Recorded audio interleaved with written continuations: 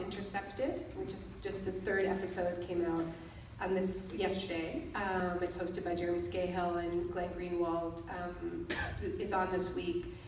And they're great on this question, and particularly critical of the sort of partisan nature of so much of the journalism we're seeing, where things that were justified under Obama are now completely, unacceptable under Trump. And what I think what's so great about Glenn in particular is just like he's the same guy no matter who is the president, and is I think one of the most astute media analysts out there. So I don't know, read Glenn. He's better on this stuff than me.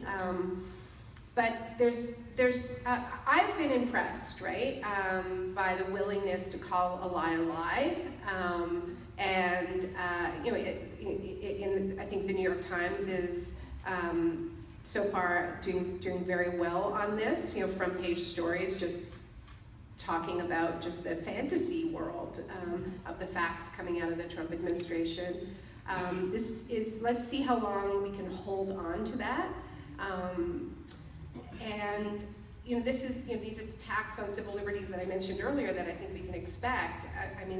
They're certainly going to extend to attacks on journalism. One of the things that's interesting, right, is Trump is so openly at war with the press. And one of the things that we're seeing is that he doesn't, when he has a press conference, or Sean Spicer has a press conference, they're just not calling on anyone but right-wing bloggers, Breitbart journalists, right?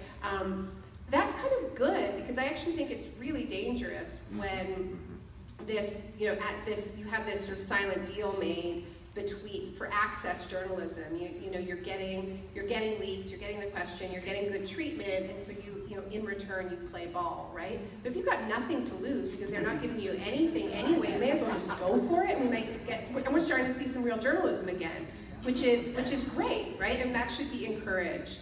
I guess the other thing I would just say is,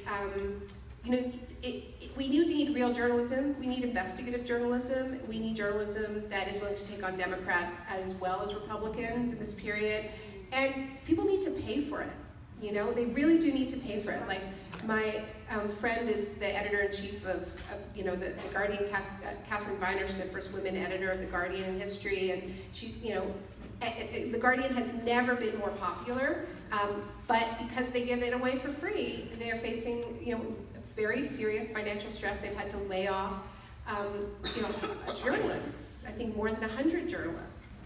And this is outrageous because the demand, you guys are reading it, So if we don't want paywalls, then we still, we have to pay for the journalism we're reading, because it doesn't come out of thin air.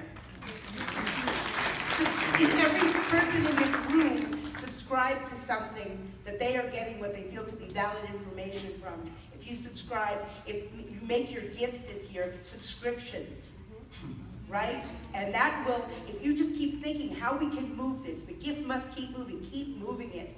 That's going to be one way, because we can talk about what we want in the media, but now we have to, there's no later, not that there ever was, but there's no later. Now it's time to support what we love, so it'll stay in the world. So